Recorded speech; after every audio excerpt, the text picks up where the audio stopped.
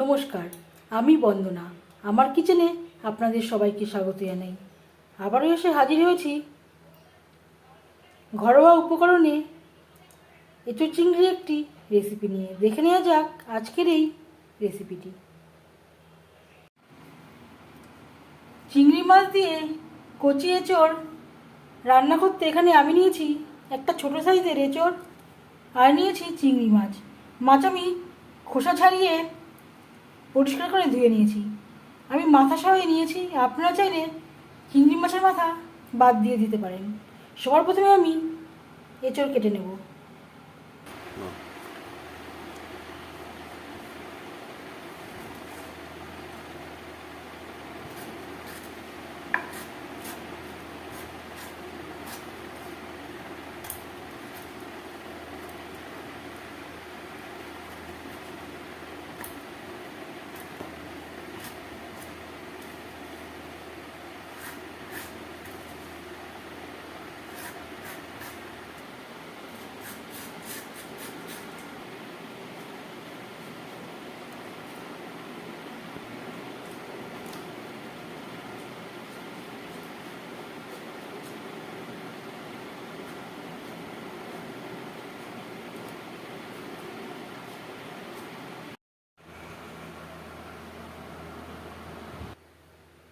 তিন চারবার জল পাল্টে পাল্টে পরিষ্কার করে ধুয়ে নিয়েছি।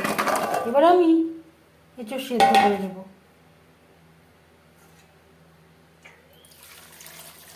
সেভেন্টি পার্সেন্ট মতো কুক করে নেব। আপনারা চাইলে প্রেসারেও একটা সিটি দিয়ে নিতে পারেন।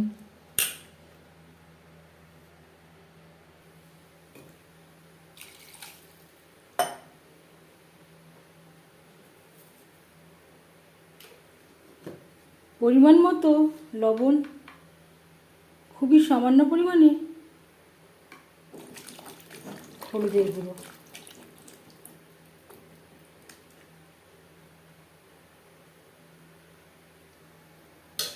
আর দিয়ে দেবো টমেটো।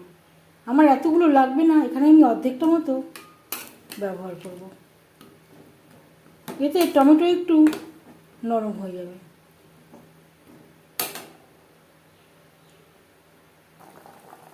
বেশ ভালো করে ফুটতে শুরু করে দিয়েছে। এভাবে 3-4 মিনিট ফুটিয়ে নিয়েছি।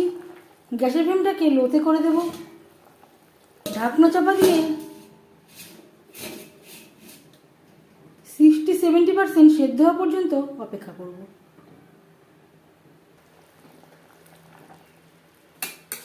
এঁচোড় প্রায় 60% সেদ্ধ হয়ে গেছে। গ্যাসের ফ্লেমটা বন্ধ করে দিলাম। এর থেকে আমি জল ঝরিয়ে নেব। এঁচোড় থেকে জল ঝরিয়ে নিয়েছি। 2 চামচ সরষের তেল গরম করে নিয়েছি। গ্যাসের ফ্লেমটাকে রেখেছি একেবারে লোতে। আর দিয়ে দেব লবণ হলুদ। অবশ্যই লোতে রাখবেন, না হলে রেড চিলি পাউডার ও হলুদের গুঁড়ো বেড়ে যাওয়ার সম্ভাবনা থাকতে পারে। আর দিয়ে দিলাম চিংড়ি মাছ। মাছ থেকে আমি বেশ ভালো করে জল ঝরিয়ে নিয়েছি।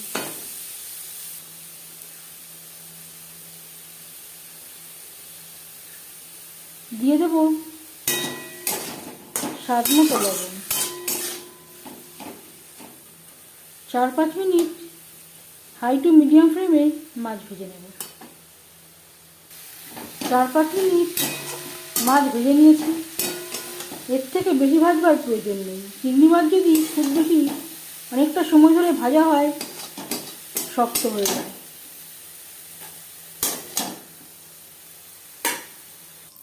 মাছ ভেজে নেওয়া কড়াইতে আবারও তেল দিয়েছি। ফোড়নে দিয়ে দিলাম একটা তেজপাতা, 5 ফোড়ন। 15-20 সেকেন্ড 5 ফোড়ন তেজপাতা ভেজে নেওয়ার পর দিয়ে দেবো পেঁয়াজ।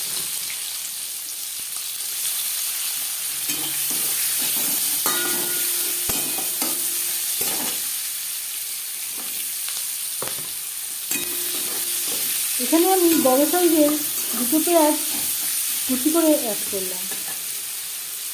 পেঁয়াজ হালকা করে ভেজে নেব। পেঁয়াজ হালকা করে ভেজে নেওয়া হয়ে গেছে। এই পর্যায়ে দিয়ে দেব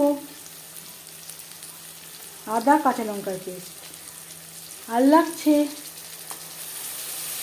পেঁয়াজ রসুন ও একটা টমেটো আমি কেটে নিয়েছি। পেঁয়াজের সাথে মশলা বেশ ভালো করে মিক্স করে দেব। আর লাগছে টমেটো, এখানে আমি 3টে টমেটো, যেই টমেটোগুলো আমি এঁচড়ের সাথে সেদ্ধ করে নিয়েছিলাম, একটু নরম করে নিয়েছিলাম।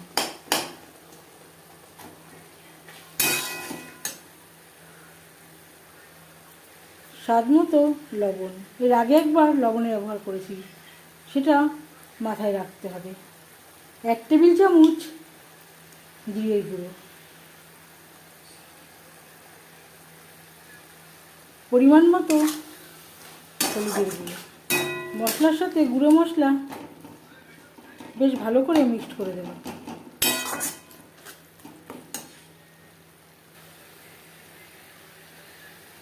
মশলা ধোয়া জল, যাতে পুরো মশলাটাই অ্যাড করতে পারি।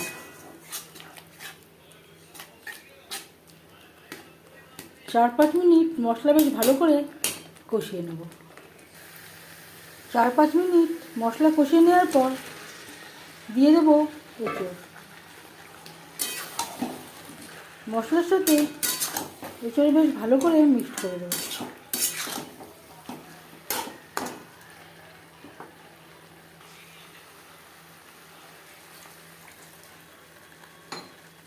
মশলার সাথে এঁচড় কষাবার সুবিধার জন্য দিয়ে দিলাম সামান্য পরিমাণে জল, আর দিয়ে দেব আলু। আলু আমার কাছে সেদ্ধ করা ছিল, আপনারা চাইলে সেদ্ধ না করেও এঁচড় রান্না করতে পারেন, সেক্ষেত্রে অবশ্যই এঁচড় আলু আগে অ্যাড করবেন।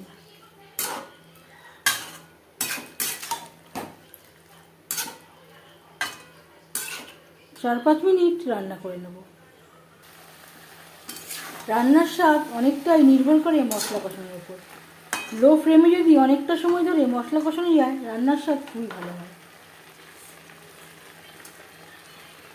আলু এঁচড় বেশ ভালো করে কষিয়ে নেওয়ার পর দিয়ে দিলাম চিংড়ি মাছ। চিংড়ি মাছ বেশ ভালো করে মিক্স করে দেবো।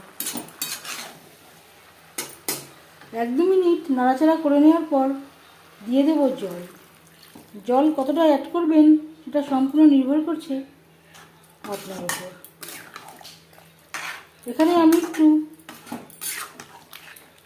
গা মাখা মাখা গ্রেভি রাখবো। 3-4 মিনিট রান্না করব। আলু সেদ্ধ করা, এঁচড় মশলা কষানোর সময়ই প্রায় সেদ্ধ হয়ে গেছে।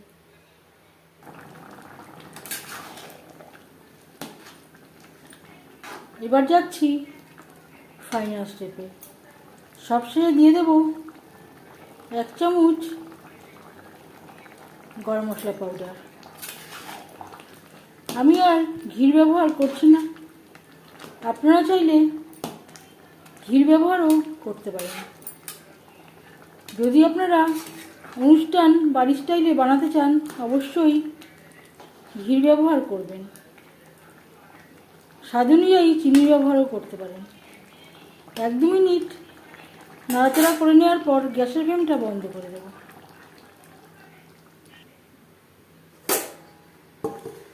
10 মিনিট ঢেকে স্ট্যান্ডিং টাইমে রাখবো।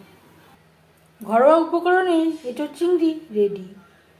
এই এঁচড় চিংড়ির রেসিপিটি কেমন লাগলো অবশ্যই জানাবেন কমেন্টের মাধ্যমে। যদি এই রেসিপিটি ভালো লেগে থাকে, লাইক করবেন, শেয়ার করবেন, সাবস্ক্রাইব করবেন আমার চ্যানেলটিকে। বেল আইকনটা প্রেস করে দেবেন। যখন আমি নতুন ভিডিও আপলোড করব, তার নোটিফিকেশান সবার আগে আপনার কাছে পৌঁছে যাবে। আপনারা সবাই অনেক অনেক ভালো থাকবেন।